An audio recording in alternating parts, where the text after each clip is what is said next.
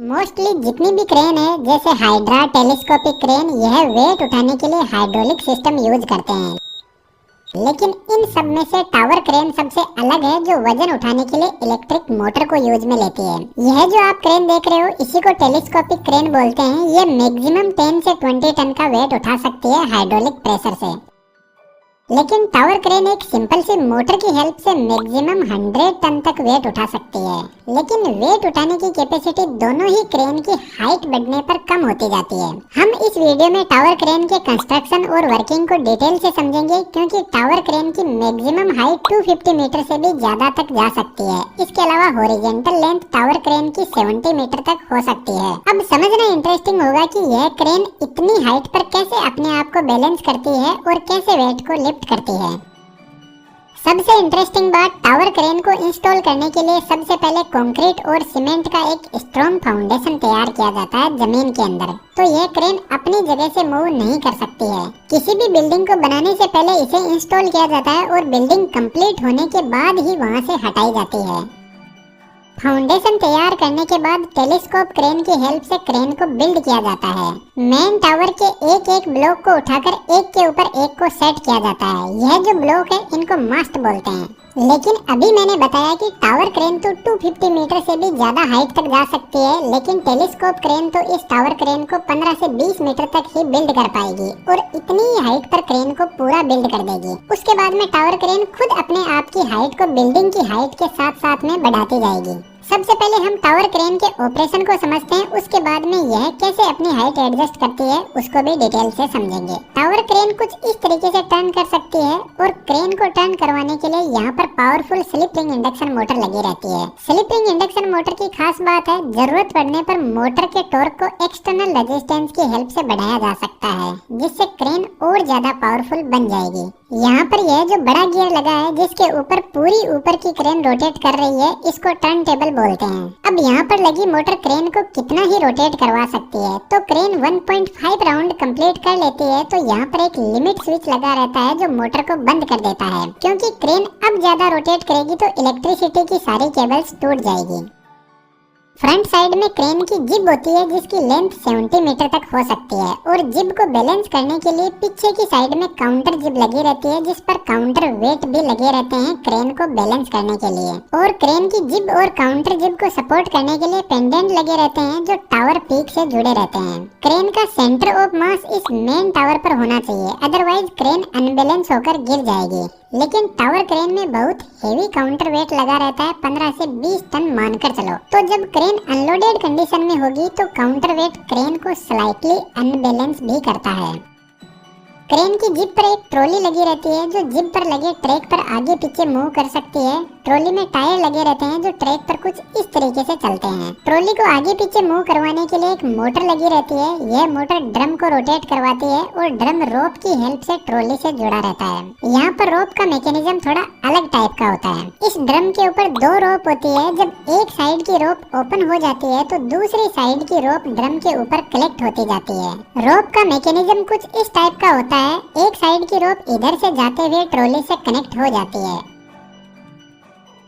और दूसरी साइड की रोप भी ट्रॉली से कनेक्ट रहती है, जो जिप पर ऐसे चक्कर लगाते हुए वापस ड्रम के पास में पहुंचती है। तो जब ट्रॉली आगे की तरफ जाएगी तो यह वाली रोप ट्रॉली को आगे की तरफ पुल करेगी और ड्रम पर कलेक्ट होती जाएगी और दूसरी वाली रोप ओपन होती जाएगी। जब ट्रॉली पीछे की तरफ आएगी तो अब की बार यह रोप ड्रम पर कलेक्ट होगी।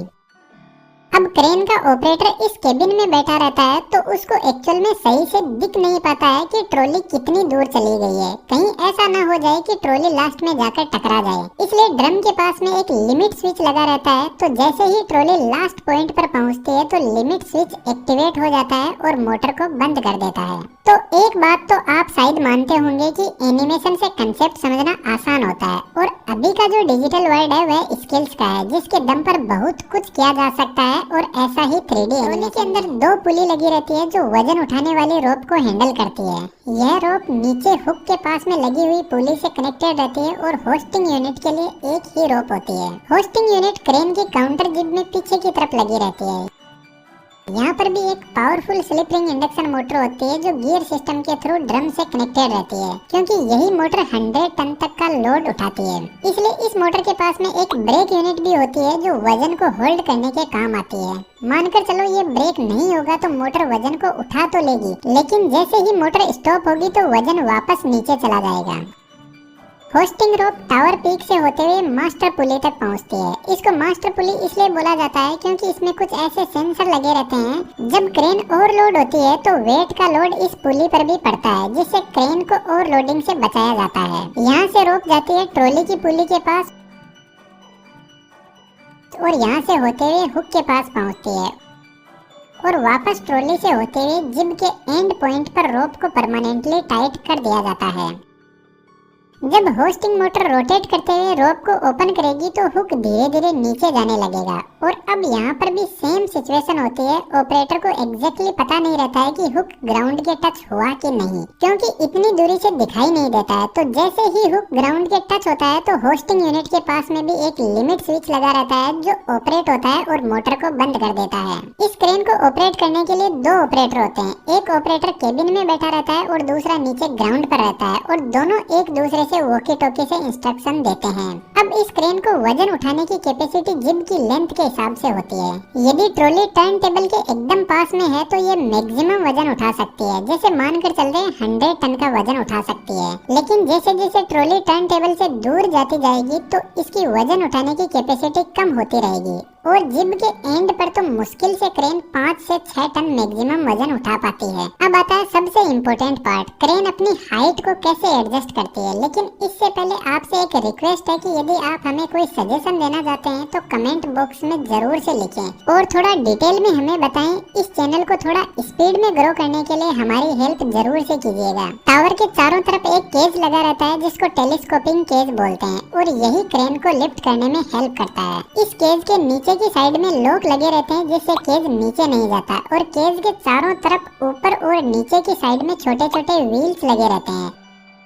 जब क्रेन को लिफ्ट करना होता है तो टर्न टेबल के यहाँ से नट बोल्ट ओपन कर देते हैं और टर्न टेबल को केज के इन पॉइंट पर सेट कर देते हैं। अब यहाँ से ऊपर की पूरी क्रेन का वेट केज पर आ जाएगा। अब सबसे पहले क्रेन नीचे से एक मास्ट उठाकर लाती है और केज पर रख देती है। इसके बाद में एक और मास्ट को उठाकर बीच में रखती है ताकि जब क्रेन अपनी हाइट एडजस्ट करे तो वेट को भी बैलेंस इस वाले मास्ट से किया जा सके। क्योंकि अभी मैंने बताया था क्रेन अनलोडेड होगी तो काउंटर वेट क्रेन को अनबैलेंस करता है। केज के अंदर एक हाइड्रोलिक पंप लगा रहता है जो इस पूरी क्रेन को ऊपर लिफ्ट करता है। इस पंप के यहाँ पर एक लिफ्टिंग रोड लगी रहती है जिसको क्रेन को उठाने से पहले इस रोड को टावर के इन लॉक में सेट कर दिया जाता है। केज के अंदर इस हाइड्रोलिक पंप को उठाने का पूरा मैकेनिज्म होता है। यहाँ पर एक मोटर लगी रहती है, तो जब मोटर स्टार्ट होती है तो पंप धीरे धीरे ऊपर उठना शुरू करेगा और क्रेन को ऊपर उठाता रहेगा। जब पंप की लेंथ पूरी हो जाती है तो केज के नीचे बने हुए लॉक टावर के इन लॉक में सेट हो जाएंगे और अब पूरा लोड केज पर आ जाएगा और पंप फ्री हो जाएगा। अब पंप को वापस इस ऊपर वाले लॉक में सेट किया जाएगा और पंप फिर से क्रेन को ऊपर लिफ्ट करेगा। एक मास्ट को सेट करने के लिए पंप 2 बार लिफ्ट होता है, तब जाकर केज के अंदर मास्ट को सेट करने के लिए जगह बन पाती है और मास्ट को इन टायर की हेल्प से केज के बीच में लाया जाता है और फिर टायर को निकाल दिया जाता है साइड में। क्योंकि ये मास्ट बहुत हेवी होते हैं इसलिए हमारे बस की बात नहीं है कि इसको उठाकर बीच में लाया जा सके। मास्ट केज में आने के बाद नीचे के बोल्ट को सेट कर दिया जाता है। अब यदि क्रेन को और ज्यादा लिफ्ट करना है तो यही प्रोसेस फिर से चलेगी और क्रेन को लिफ्ट नहीं करना है तो ऊपर टर्न टेबल के कनेक्शन केज से हटाकर टावर से कर दिया जाता है नट बोल्ट की हेल्प से। अब यदि टावर क्रेन बहुत ज्यादा हाइट पर चली गई है तो इसको सपोर्ट की जरूरत पड़ती है, तो बिल्डिंग के कॉलम के साथ टावर क्रेन को कनेक्ट करके बीच बीच में सपोर्ट दिया जाता है। जब टावर क्रेन बहुत ज्यादा हाइट पर होती है तो यहाँ पर एयर के साथ में कॉम्प्रोमाइज करना बहुत जरूरी है। यदि विंड की स्पीड 40 किलोमीटर पर आवर से ज्यादा है तो टावर क्रेन ऑपरेट करना सेफ नहीं है। इसके अलावा जब आंधी तूफान जैसी सिचुएशन होती है तो टावर क्रेन गिर सकती है, इसलिए जब क्रेन बंद रहती है तो उस कंडीशन में क्रेन को फ्री कर दिया जाता है मोटर से, ताकि विंड की डायरेक्शन में क्रेन अपने आप को रोटेट कर सके। एनिमेशन की दुनिया में आपका मोस्ट वेलकम है। डिटेल्स डिस्क्रिप्शन में अवेलेबल है। वीडियो अच्छा लगा तो चैनल को सब्सक्राइब करते हुए जरूर से जाना। Thank you.